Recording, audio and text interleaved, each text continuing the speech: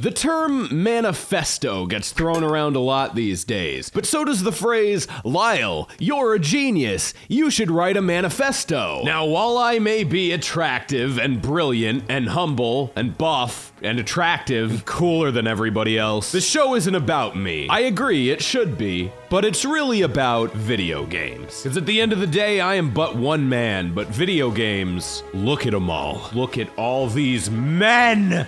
I'm Lyle Rath, and this is Pregame Discharge, the only video game show that had to do a double take on what I just said. Donald Trump. Wait, no, don't. This is a short one, I promise. Donald Trump is either blaming or pretending to blame violent video games and movies for the recent, well, you know. Idiot pearl-clutching soccer moms and deflective political pundits have been trying to do this for years. There are tons of studies on this, none of which have been able to successfully connect violence and video games, many of which actually connect video games to a fear of being the victim of potential violence. But regardless, President Trump is going to be meeting with executives from the video game industry and has suggested that maybe we should have a rating system for those. Which segues nicely into our next story. The ESRB is now going to start labeling on physical games when they contain additional microtransactions. So far, it seems like it's just a single catch-all label and it doesn't seem to actually affect the rating of the game. But it's a start, it's better than nothing. I'll take it as a small victory against these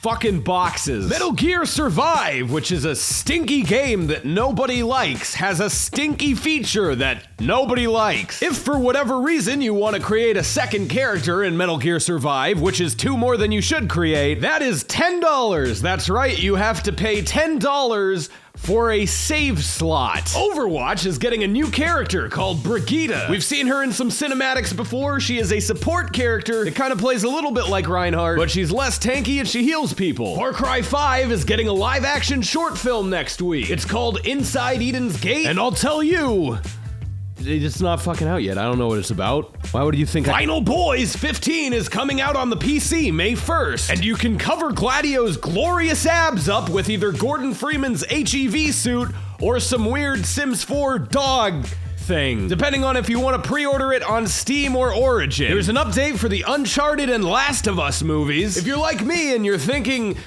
what's the point of making Uncharted or The Last of Us into a movie? The update is that the creative leads behind those movies agree with us. As it stands, neither one of these movies is slated to be a direct adaptation of the stories told in any of the games. Fuck me. Which sounds good if they were ever going to happen, but as we all know, video game movies, they never happen. Only weird ones happen. Remember Blood Rain? Blood Rain happened. Rampage is happening.